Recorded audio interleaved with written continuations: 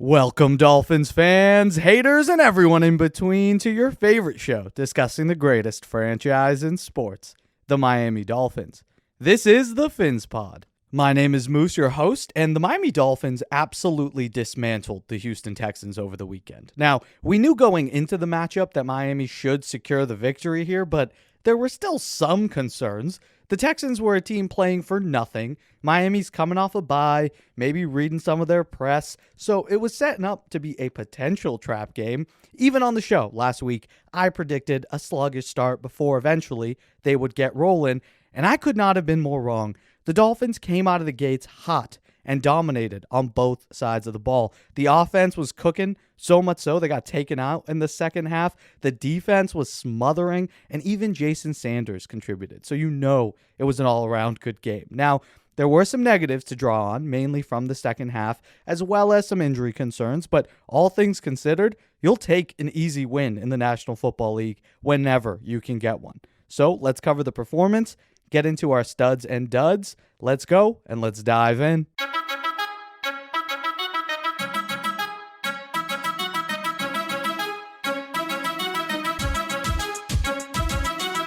The Dolphins took it to the Houston Texans this past Sunday, winning 30-15. And when you consider the score was 30-0 going into half, that final score, despite being more than 2 touchdowns, covering the spread, it wasn't even that close. The Dolphins came out firing, with the connection between Tua and Waddle and Tua and Hill not being rusty whatsoever. Tua was really sharp, but his weapons were getting open, and the game plan was perfectly designed to target the Houston Texans' weaknesses in coverage. Specifically, Miami was feasting over the middle of the field. Neither Waddle or Hill really went off, but both combined to be incredibly effective. And when you consider that they were sitting for the majority of the second half, you realize just how dominant the offense was this past Sunday. Jalen Waddle finished the game hauling in 5 passes for 85 yards, with Tyreek Hill garnering 85 yards as well on 6 catches. And River Craycraft made himself known. He hauled in 4 passes for 55 yards, moved the chains a lot, and Trent Sherfield, as reliable as ever, making a few tough catches, namely that 4th-and-1 conversion on the touchdown drive. Look, I get why Cedric Wilson and Eric Ezukanma aren't getting that much looks right now because, Trent Sherfield is not giving it up. He has been balling. He's been making the tough catches over the middle, and that's something you want to see. So the depth at the receiver position, I think, is far better than we anticipated. Of course, everyone knew that the top would be heavy with Hill and Waddle, but knowing that you guys got guys like Craycraft and Sherfield and Wilson and even Ezukanma when he comes in, that's exciting for the future and in case of any injuries. Unfortunately, though, although the passing game was there, the ground game was just non-existent. Despite the dominance on offense and controlling the time of possession, nothing on the ground could really get going. Raheem Mostert was out nursing an injury, so the show was all Jeff Wilson's, and unfortunately, the holes just weren't there. He finished the game totaling only 39 yards on 13 carries with 1 touchdown. And Myles Gaskin came in for cleanup duty when all the starters were resting. It was one of the first times that we've seen him sporting that new number. Looks pretty good, but he too was limited when rushing. He finished with 17 yards on 6 attempts. Now, you hope that Miami was struggling on the ground because Houston came in focused on shutting down the run. That was their game plan. We're going to make Tua beat us, which is kind of a dumb game plan. But regardless, even if the Houston Texans had that philosophy, you would want to see a few runs pop off. That would have been nice, especially when you consider the tougher opponents that the Dolphins have coming up, who can limit your passing a little more, as well as stop the run at a higher clip. Overall, though, for this game, the Dolphins showed exactly what you wanted at this point in the season. Because if you believe, like I believe, that this is a team that can make a serious run in the playoffs and perhaps even compete for the AFC Conference title, then you beat teams you're supposed to.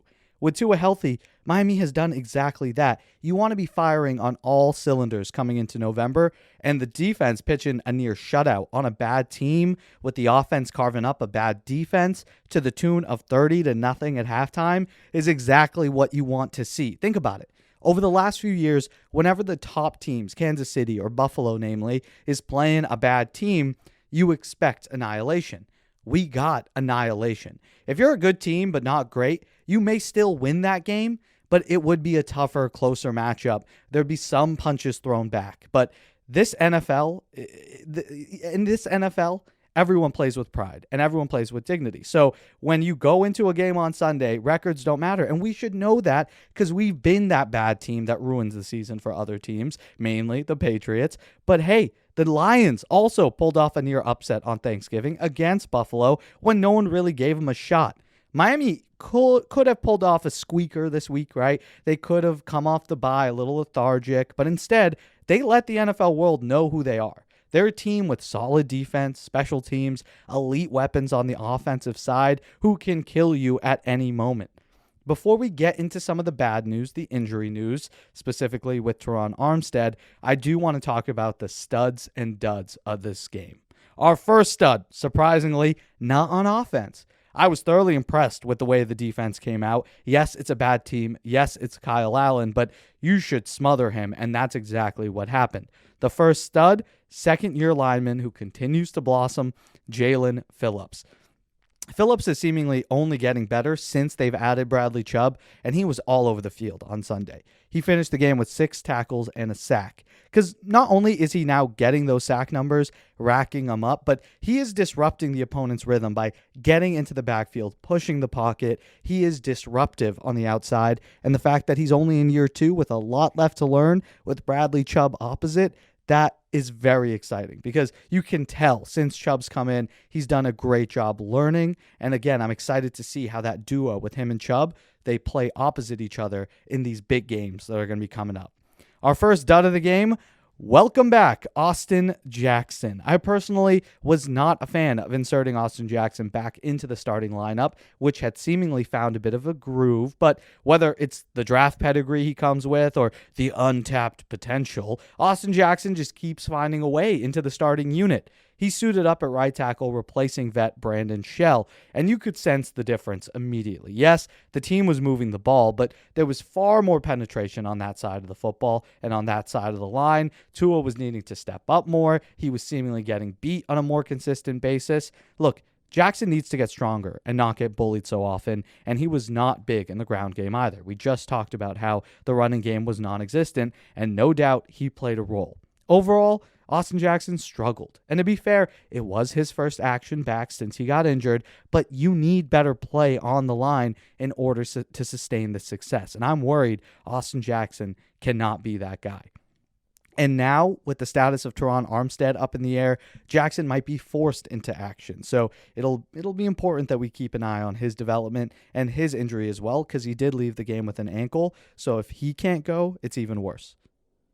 Our second stud of the game, Tua Tagovailoa. I mean, when you consider he threw for nearly 300 yards in the opening half, it's hard to not be on the studs list. He finished the game 22 of 36, 299 yards, 1 touchdown, and no interceptions. He continues to play smart, executing those plays exactly as designed. Plus, he's starting to show some other growth as well. The 2 things I want to touch on first, his pocket presence. Tua is able to feel bodies flying around him very well, and that explains why his sack rate is so low compared to other quarterbacks in this league, especially other quarterbacks who are pressured as often as Tua is. Yep, the line has improved, but I think they're helped by Tua getting rid of the ball quickly and decisively, but also by his innate ability to maneuver when within the pocket. Step up when you need to, step aside, allow the rush to flow by you. These are all skills which, again, some quarterbacks have and some don't. And it's great to see that Tua does have them, and we saw that on display in the first half. And the second thing is his mobility. One thing people do not give Tua any credit for is the fact that he can extend plays with his legs. And no, I don't foresee that meaning he's running the ball for 40 yards per game, breaking off a 15-yard scamper, but he's beginning to show the ability to extend and make plays. The first glimpse was back in week 2 when Miami was down big against the Ravens. On that 3rd and goal, when the comeback sort of mounted, Tua did a nice little pirouette, got out of the pocket, and found River Craycraft for a score. This week, he didn't do any fancy spin move, but on 2nd and goal early in the game, I believe for the first touchdown, Tua bought time in the pocket. He looked around, no one was open, the line was doing a good job. Eventually, someone broke through. He stepped to the side, he stepped up, escaped to his left, and then found Durham Smythe in the end zone for a touchdown. That's him. That's him extending the play, his receivers staying with the play, and him ultimately finding the right guy. Overall, Tua Tagovailoa's play is ascending. You see that week to week. And no, it might not have been a 350-yard, 3-touchdown day, but it very well could have, if not more, if our defense didn't come to play as well. Our defense essentially made it a non-game by halftime because the Houston offense was not moving the ball at all, so there was no reason to have Tua in there and risk injury just to pad some stats and help some fantasy teams out. Our second dud of the game goes to Mike Gesicki. Here's the issue with Gesicki. It's not like he was needed in this game plan. He wasn't even targeted, so how can you really blame him for no catches and no yards? My issue with his play this season is the fact that he's purely a game plan piece. He's not a difference maker. If Miami believes he can be used effectively, then you'll see him get targets, but he isn't necessary for our offense to be productive, as we saw yesterday. I want him to be a factor week in and week out. And whether you want to blame that on his inability to block as why he's not seeing the field and why Durham Smythe is catching those touchdowns, or if you want to credit the other weapons who are taking away targets, that's all fair. But for a guy who wants to be paid like a top-tier tight end, you want to see top-tier tight end production, and we aren't seeing that. And again, I don't know who to blame, but he at the very least takes on some of that. And look, Gesicki's good for a spectacular play here and there. We've seen him bail this offense out with an amazing catch. But I just wanted to see more consistency from him, a guy who has that elite level potential at the tight end position. And although he seems to work in this offense and, he has, like I said, made plays, it's just not consistent. It's not someone that the defense seems to need to worry about. He's an outlet if the other guys are covered, if Tua looks his way, but we're not really setting him up for anything, which to me speaks to how this offense values him, which is not high. And another game with no catches, no targets. I mean, he might have been targeted once in the red zone, but he is not really coming down with those 8-catch games, 70 yards, a touchdown. They're sporadic and few and far between. I'm hoping that Miami gets him more involved down the stretch to help open things up for the offense at large. Having a pass-catching tight end is very helpful. Most teams do not. But so far this season, Gesicki has not really been a top-level factor to our success. We're having success without him. And that's why this week he's on the duds list.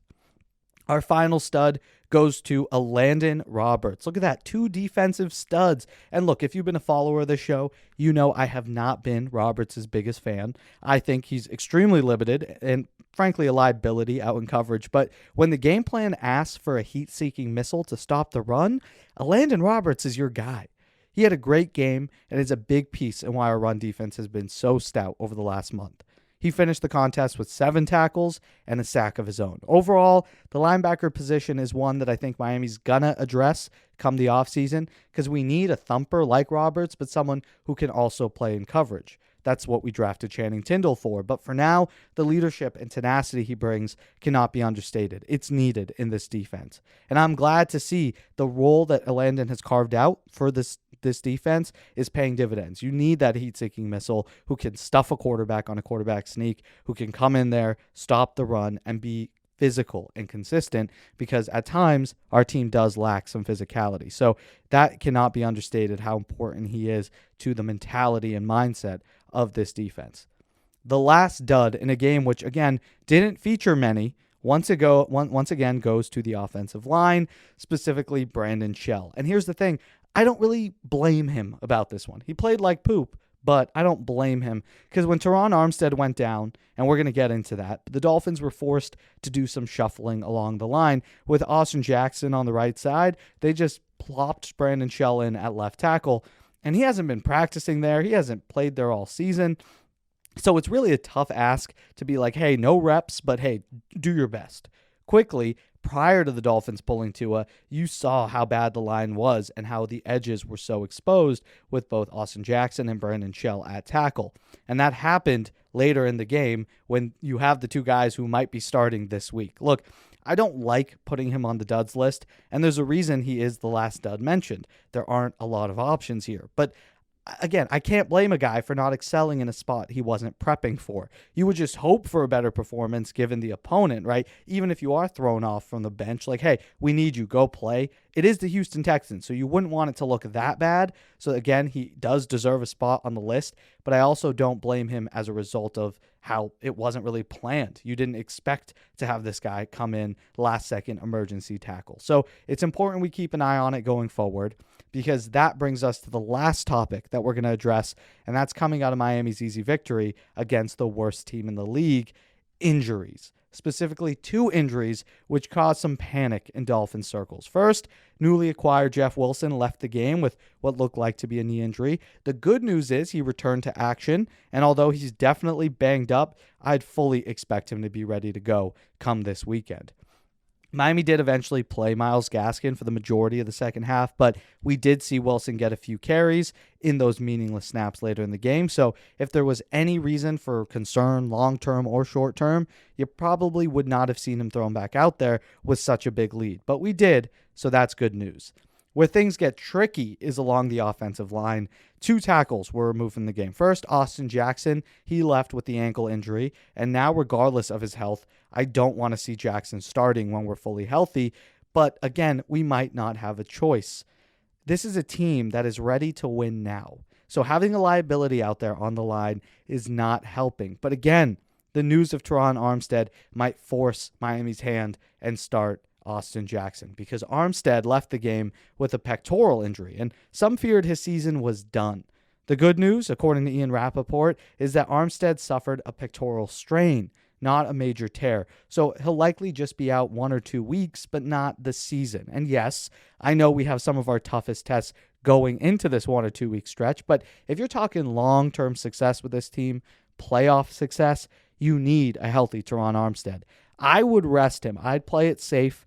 Only play him when the chance of re-injury is close to none. In the meantime, and we'll get into this in our next episode, Miami's going to have to shuffle the line and ensure that they have the best 5 out there. If that means some combination of Shell, Greg Little, and Jackson, if that means kicking Robert Hunt to tackle for a stretch, whatever it is, Miami needs to have a contingency plan in place to help keep this offense rolling, because it is clear now the one thing that can stop this offense is the offense itself, specifically the offensive line.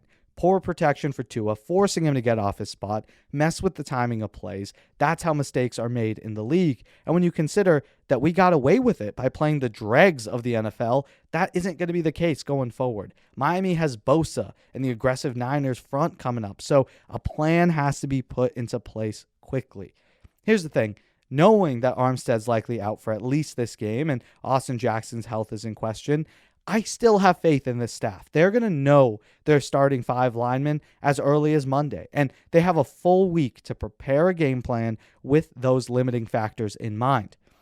You know, maybe Tua doesn't have to sit back there and hold the ball for 3 to 5 seconds. Instead, Miami may lean into calling plays that rely on him getting the ball out fast, leaning into the RPO game, establishing some semblance of a ground attack, and being creative with pitches and sweeps. Get Waddle and Hill involved in the run game. We really haven't seen that a lot this season. And spread out the defense to help alleviate any pressure that Tua's going to face. If Miami can do that, game plan around this weakness, and practice with a plan in place for a full week, knowing, look, we got 2 not great players on the edge, so this is how we're going to have to attack the Niners, then I still think this offense can make noise. And that's going to be needed as we travel west to face a searing hot 49ers team looking to knock us down. It's going to be a big game, and it's going to be one the whole nation is going to have an eye on. I know the Teron Armstead news makes us feel much more concerned as a collective fan base, but have faith in the coaches. Have faith that they will coach these guys up and put a game plan together which protects their weaknesses. And we're going to see come Sunday, but I, for one, have a ton of confidence in this offensive coaching staff. They've earned it. And hey, the defense seems to be coming on as well. So there's a shot that we don't get into that shootout that everyone expects, rather a low-scoring, ball control style of game. Like I said, though, we're going to be getting much deeper in the weeds with this game. Who needs to step up, the keys to victory, an overall game plan, and, of course, our score prediction. So stay tuned for that one. And you got to say, Yes, Tua is. Oh, my God. Yes, absolutely he is. And as much as I talk about distance travel, just from where we thought he would be, for him to be in this conversation, that's an incredible distance travel right there. Tua, the way he's playing, I know everybody's talking 7-0 when he starts and finishes games, his completion percentage, all of that. After Tyreek Hill told us this was coming, nobody believed it was coming. He's absolutely closing the gap. And I'm going to tell you something else, too. I believe not just him closing the gap on Patrick Mahomes for the MVP. I certainly believe Miami is closing the gap on Kansas City for the best team in the NFL. In the AFC, we can discuss all of that, too. Tua is the man right now. That's going to do it for us here today. Thank you guys so much for listening to the PhinsPod. Hope you enjoyed it. Thank you as always to Timothy Ritchie, Brian Guger, Chris, Commander Pig, and Dan Kolbasowski, members of the pod and supporters of the show over on Patreon. Check that out. Links in the description or head to patreon.com/PhinsPod. Thank you all so much for the continued support. That really means a lot. And remember to like the video if you enjoyed the show. Subscribe just so you never miss a chance to chat about your Miami Dolphins. And remember that the show is available on all platforms. You can get PhinsPod on Spotify, Apple, Google Podcasts, and of course here on YouTube. Continue the conversation with us over on Twitter and Instagram @PhinsPod. I hope you all have an amazing day. And until next time, stay safe. Love y'all.